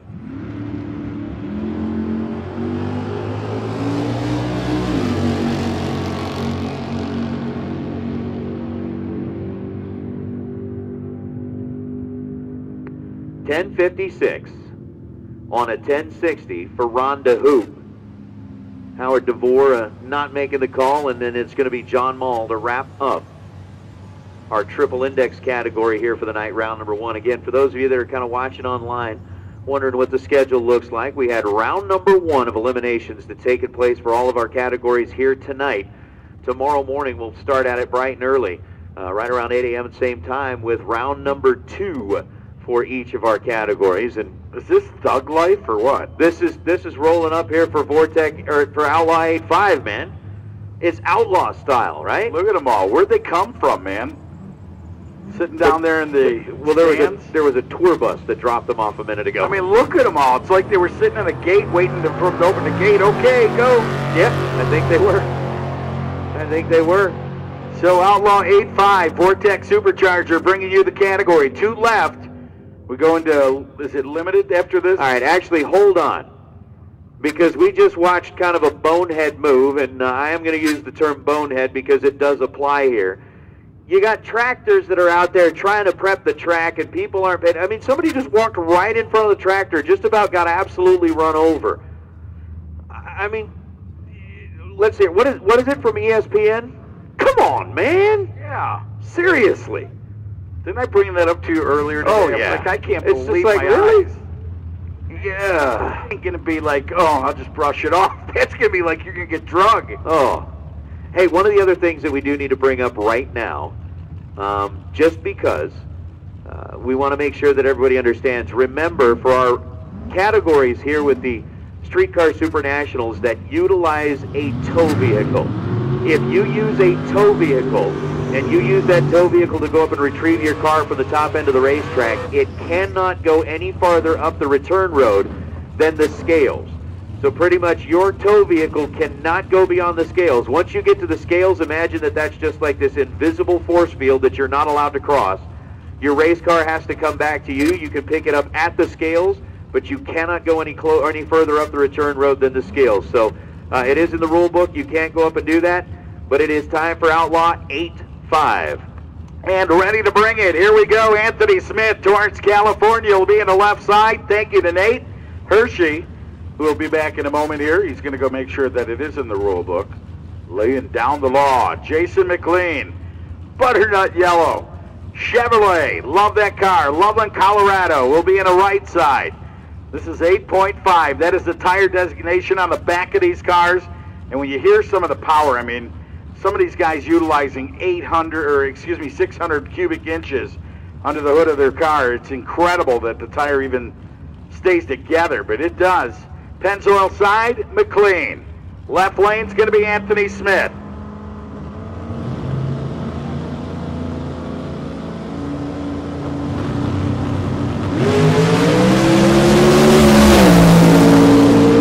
So McLean trying to do his deal, and he cleans it up right there. 467 to a 65, a whole shot victory. Quicker it would have been to 65 over there of Anthony Smith. But man, that 068 on the tree gave McLean that edge he needed. 125 on the tree in the left lane. And a 67 beats the 65 down in the right side. Next two. Here's Andrew Osborne coming up out of Wheat Ridge, Colorado. 91 Chevrolet, or 91 Mustang, excuse me, and the Mike Aldridge team out of Littleton, Colorado has an 89 Mustang in the left lane on the 8.5 tires. 17 in qualifying, 1 to 5.14 in the left lane. Number 2 qualifier, Osborne, sitting there wondering about how it's going to be here at the strip tomorrow morning, if he can go another round right here.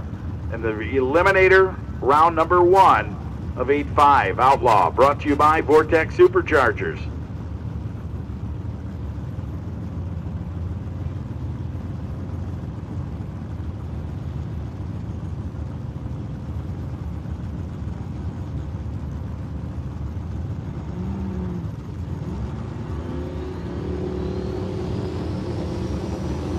So there, they're both in, ready to go. The lights come down. Look at the whole shot.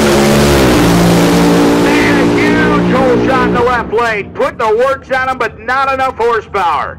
463.7 at 155 miles per hour for the number 2 qualified Colorado-based Mustang of Andrew Osborne, going another round. 550 off pace, and the wheel stand probably the proof of that at 120 in the left lane for Aldridge. The next two. Roll up, Ricky Daniels, your number 3 Albuquerque, New Mexico based machine. He'll be right lane. Their fans will go back there and check him out as Sherry Castagagno. So Castagagno out of Ethel, Washington, 67 Chevrolet Camaro. Sherry's your number 16 qualified car. It's going to be a good race here. Sherry is dynamite on the light, believe me.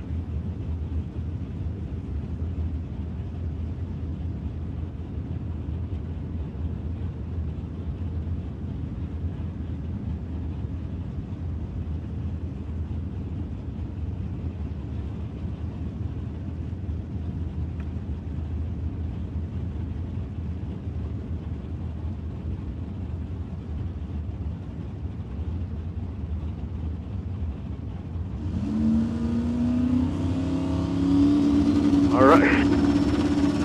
Ricky Daniels. Oh, Ricky. Surprise, you better have some gas pedal in that car. And Ricky Daniels does 5:05. And I think he played that one a little lightly right there because the young Sherry was right there at 5:09. 138 miles per hour, but Ricky gets the win. The number 3 qualified 8.5 car moves on, and here comes Rusty.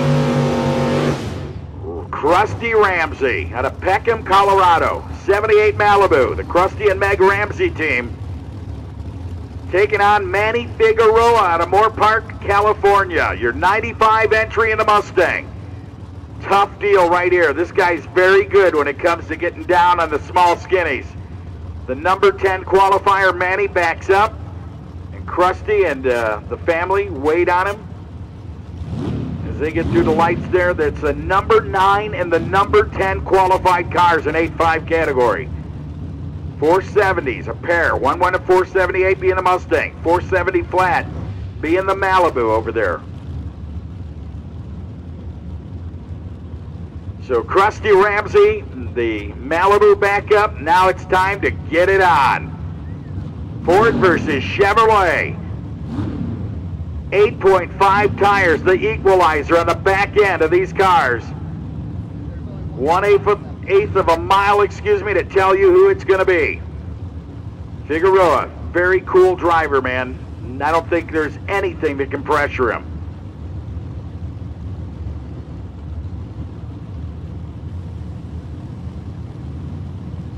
So Krusty Ramsey, his team pulling him up to the lights there. Watch the winking blinking machine.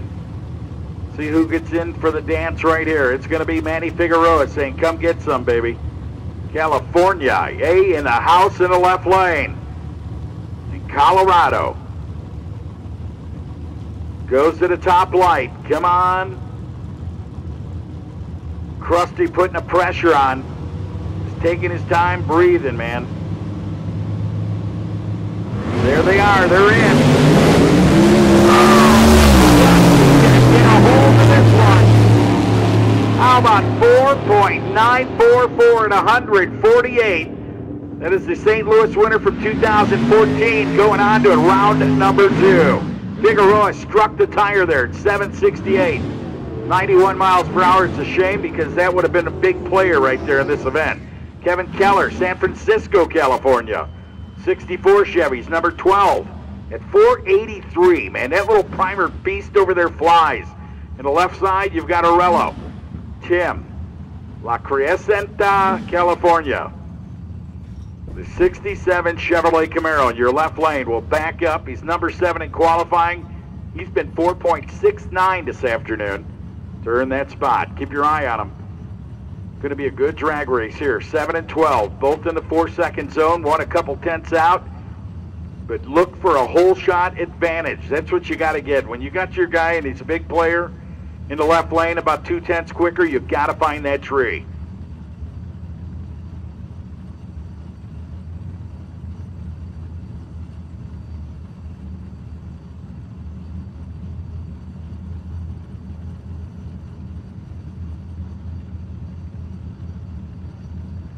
All right, so our right lane of Keller.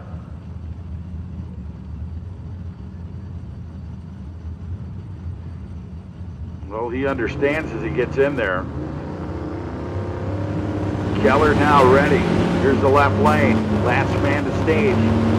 Arello is in. Lights are down. Oh, no. Getting it done. 6:30. It ain't pretty. It ain't perfect, but it's a win. 145 miles per hour for Helen's brother, and the San Francisco team rolls on. The Keller family, as they will back out Ragoza right here, so I believe the Orello car can make its move. Back off the racetrack, that is.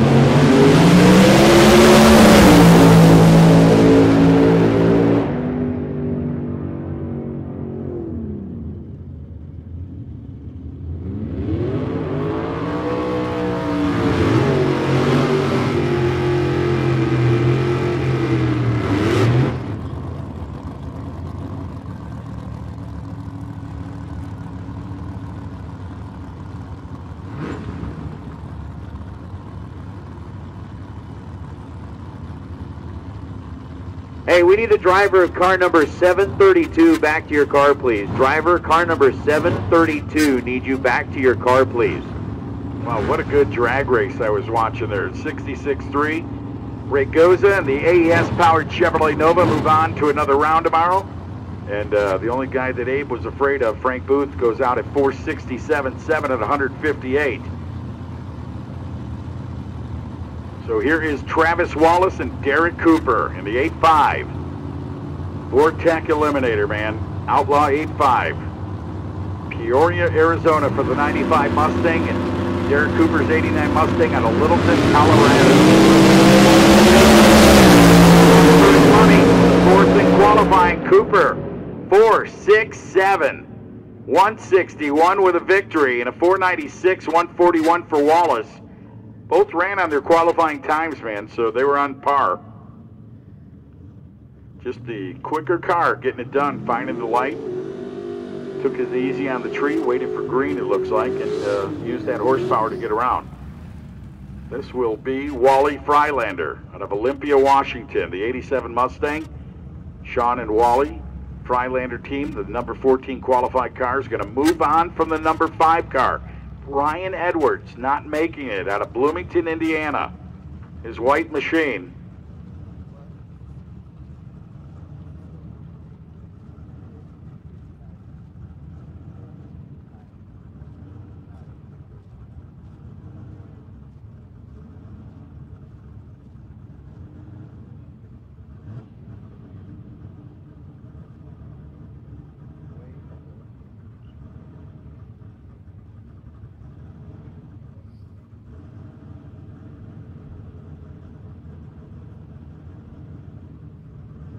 All right, so Freilander on his single pass here. It's a broken by, competition by. Let's see how he does. Is he going to go with that 494 range?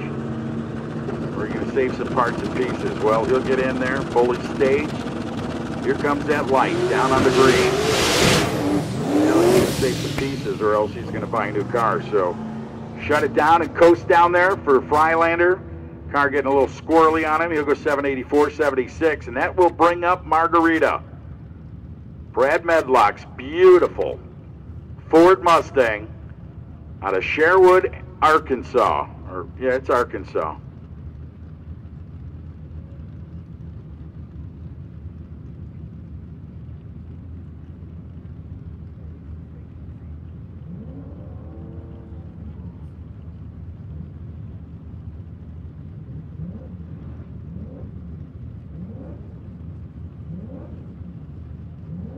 Oh, yeah. Is that him revving it up out there?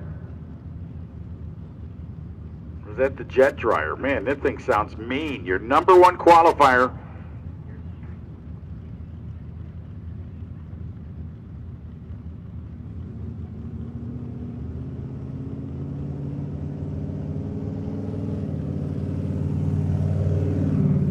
Oh, and Medlock obviously having something going on with the car. He'll go down and coast. That could be a long Sunday afternoon if that's what's going to happen with your #1 qualifier, or he's just saving the deal and driving it down there. But Medlock and company, one of the toughest guys.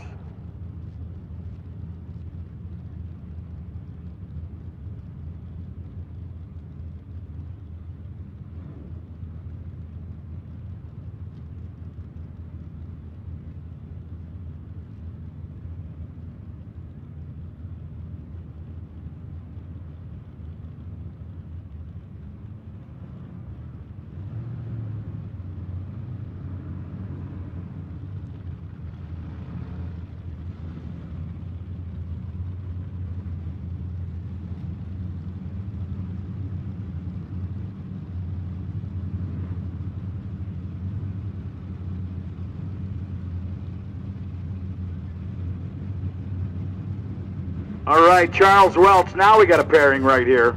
This is a new class change, and we are going into 235.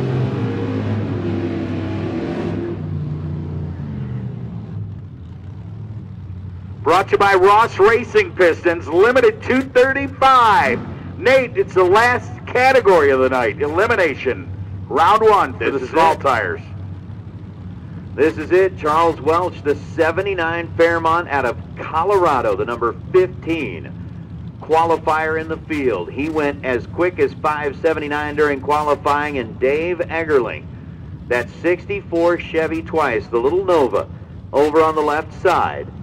He's got 5:48 under his belt already, qualified him into the number 6 spot. Charles Welch knows that he's got to get a jump on him on the starting line if he's got any shot at trying to get around Eggerling and stick around the race tomorrow when we get into round number 2 of the limited 235 category. Yeah, that's the back tire, the equalizer in a lot of these categories. The back tire is what really makes the rules stick. This is a 235.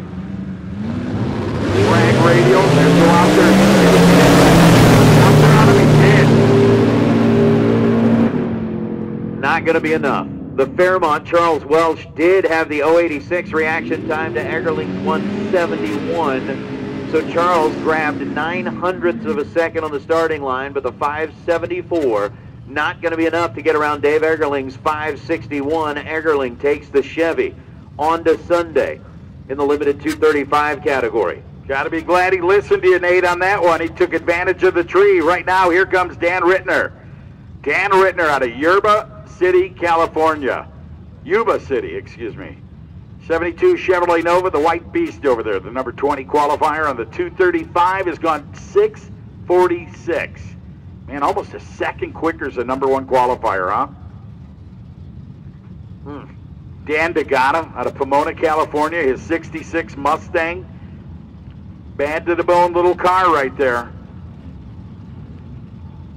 So with Dan Rittner over on the left side, the number 20 qualifier. About 1.5. DeGata showing all of that right now. DeGata 5:25.0. Within a thou of where he qualified at that #1 spot, 134 miles an hour, and Dan DeGata advances on to round number 2 in the limited 235 classes. Matt Mayhall Rolling up now, the number 16 qualifier. Coming into round number 1. Mayhall. That little Plymouth scamp. He's scampy. How about Christine? Christine Cordova out of Rio Rancho, New Mexico. Kristen, excuse me. 90 Mustang GT in the left lane. That's the number 5 qualified car. 5.413 at 129 has been the qualifying attempt and the best run for this car out of Cordova's team. Keep your eye on them. See how they can do. The Scamp's going to go for it.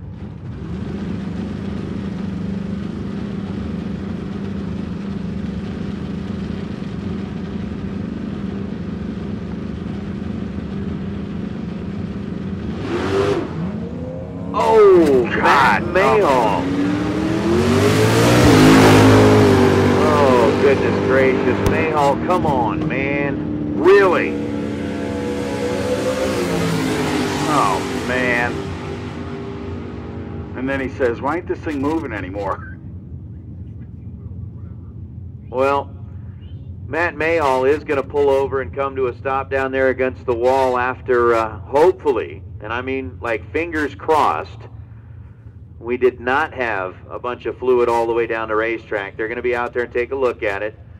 Hopefully we didn't have anything, but Matt Mayhall jumped the gun on the starting line, left before the tree activated, got out there and then cruised all the way down the racetrack with a lot of white smoke pouring out the back of that race car.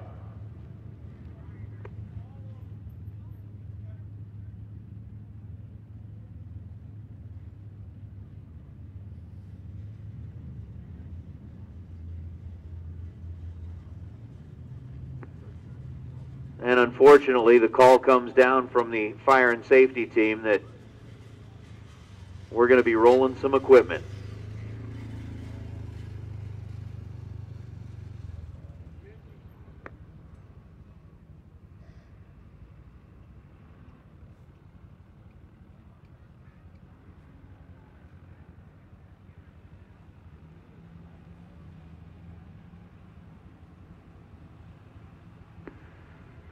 So, unfortunately, we've got our fire and safety team down there on the racetrack. Word comes from the top end that we do have a little bit of a stripe behind Mayhall's car, and that's going to have us doing some cleanup down on the racetrack.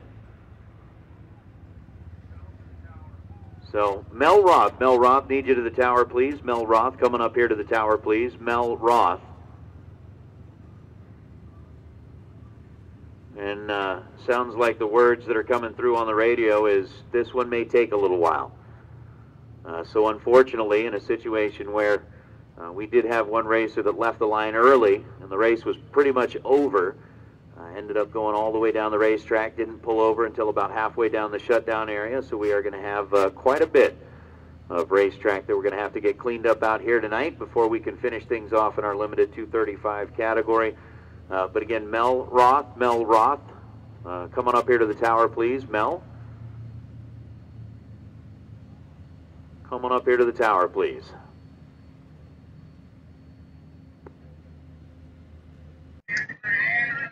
That dude deserves to be punched in the testicles. Yeah. By everybody else in the class. And me and all the track crew and everybody else. So, there is a stripe and it goes all the way down the racetrack. It might not be right here, but I know it's everywhere else because I can see it. So that'll be interesting. We'll see what they decide.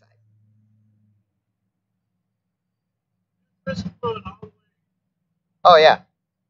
Yeah, I couldn't tell right here, but I could tell from right there all the way. And it only gets worse as it goes. I know. I'm hoping. That's why they call about the tower. Oh, I know. Yeah, exactly. But somebody needs to give that guy a real good talking to. And by a talking to, I mean hold him down and punch him in the nut. Yeah. We're going to do a power box parade. All right. So the reason that they called Mel to the tower is because they're going to want to discuss whether or not we should be calling this for the night, because at this point, the unfortunate part about that is that And walk over here, play a little music. Kind of look it up on from you, let me know that you're hearing what we're talking about. You can drop out the volume that's appropriate. I hear you. Okay, so anyway, they're calling Mel to the tower because they're going to discuss whether they should run first round of this category in the morning, because the challenge right now is that Kurt Johnson and his crew have done an amazing job, and the racetrack has been spectacular all day long in every lane, and it's cold. And honestly, I was texting with Kurt a little while ago, and he said, well, this could be interesting because it's getting so cold, and they had just sprayed and dragged and everything. You can see that these guys were having no problem hooking up. I mean, that dude stood it on the bumper on a 235 Radial. So the racetrack is there.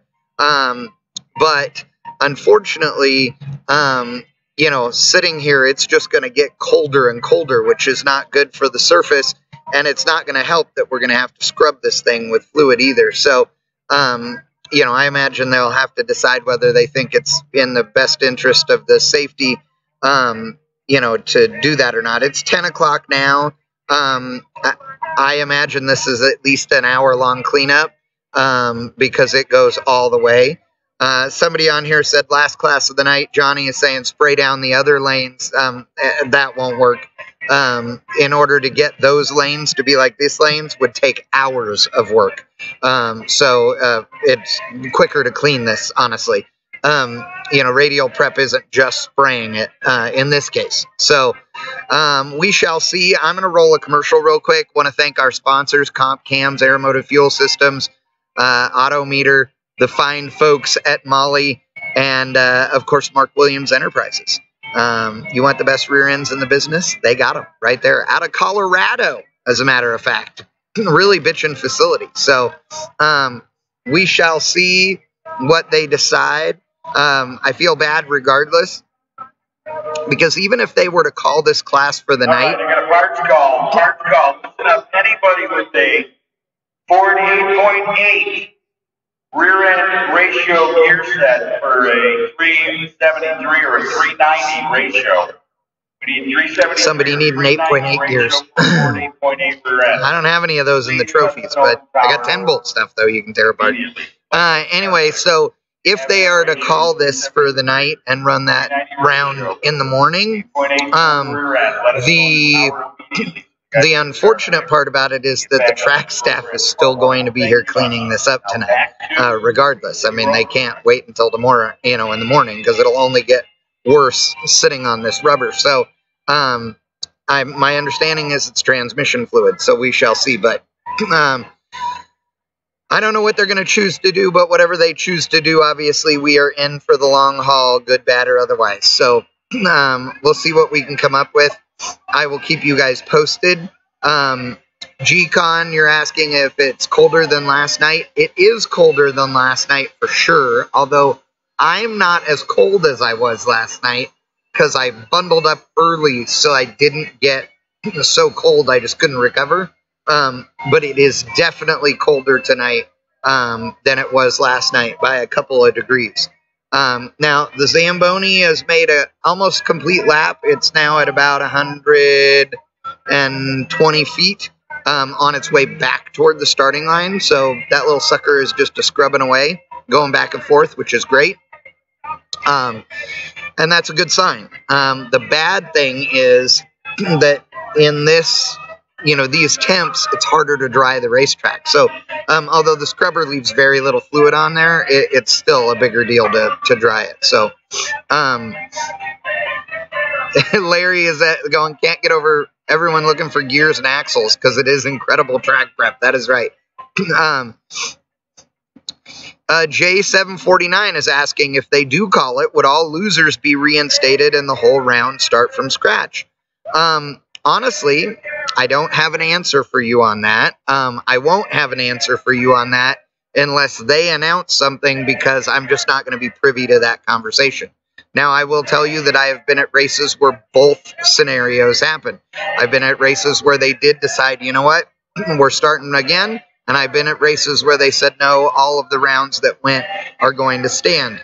Now, I will tell you that it is much more likely that they will stand because it's eliminations. If it was a qualifying round, then it's more likely that they would throw out the qualifier and let everybody run again, so they were all running in the same conditions. But because it's eliminations, I believe that they would, or my experience is it's more likely that they'd let them stand.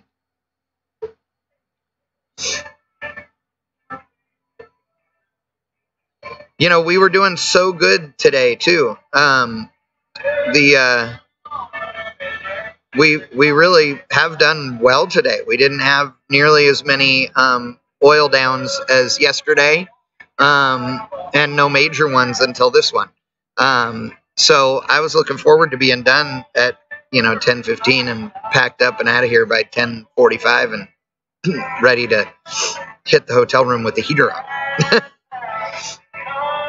We'll see. So I am going to turn the audio off after we run the commercials, because I can't have this radio playing and ruining the playback of our video because of copyright infringement. So what I'm going to do is I'm going to turn the audio off after this commercial. I'll point it at the track so you see the cleanup, and there'll be a note on the screen, and I will keep you posted as to the decision that they make. Quality is obvious. That's why Mark Williams high-torque axles are the most trusted in drag racing. MW axles are forged from superior alloys and are tempered for higher strength and ductility. Each axle is custom machined for the exact application, including length, taper, and spline. Special attention is paid to the splines, which are true involute for more efficient engagement. Weight is important in drag racing, and MW gives you 3 options allowing you to cut unsprung axle weight almost in half. Invest in the best. Mark Williams high-torque axles. Winning demands relentless innovation and the highest performing, most reliable equipment available. That's why, at PCH Rods, we run Autometer. Industry-leading cams don't happen by accident. Ours are the result of 40-plus years of innovation. The horsepower delivered by our camshafts are determined long before they make it to the grinding process. At CompCams, nothing escapes consideration. From research and design to testing, manufacturing, and quality control. When it comes to our products, no detail is too small. It's what sets us apart. It's why people have put their trust in us for over 4 decades. CompCams, no comparison. Offers more options for more applications than ever before. Aeromotive fuels hot rods, pro mods, diesel trucks, and everything in between. With a proven track record of fueling multiple drivers to the winner's circle, Aeromotive products are not of the Me Too variety. They're one of a kind. Every product Aeromotive develops solves a problem by offering a logical solution. Aeromotive tests their solutions, holding them to the strictest standards of integrity and reliability. This ensures that you have the best performing fuel system your dollar can buy. Aeromotive, serious fuel systems since 1994.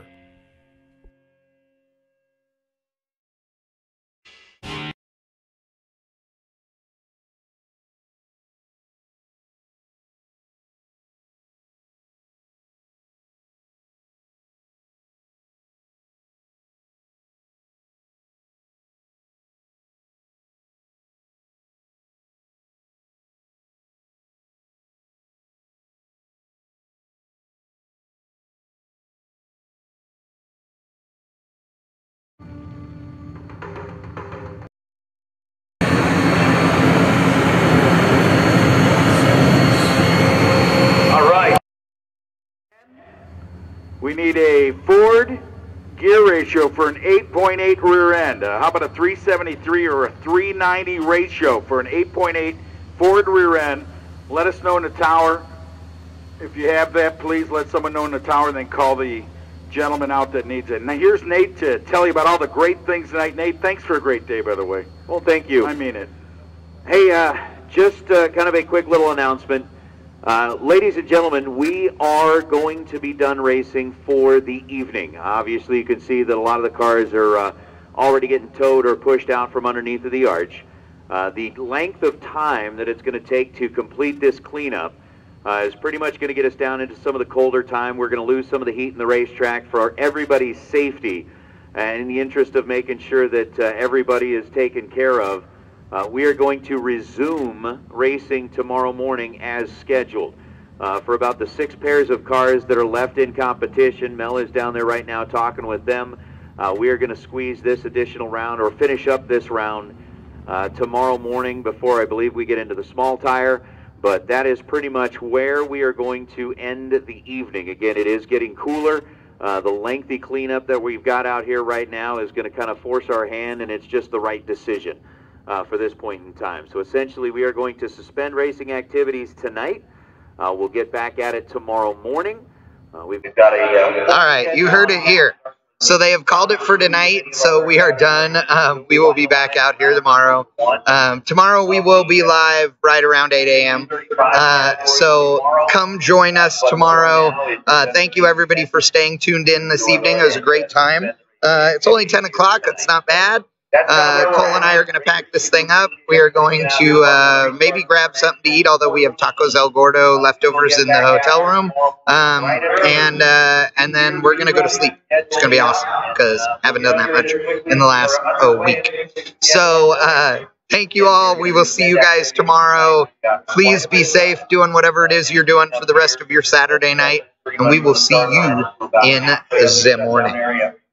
Rather than having everybody sit here and kind of watch the temperatures. Quality is obvious. That's why Mark Williams high-torque axles are the most trusted in drag racing. MW axles are forged from superior alloys and are tempered for higher strength and ductility.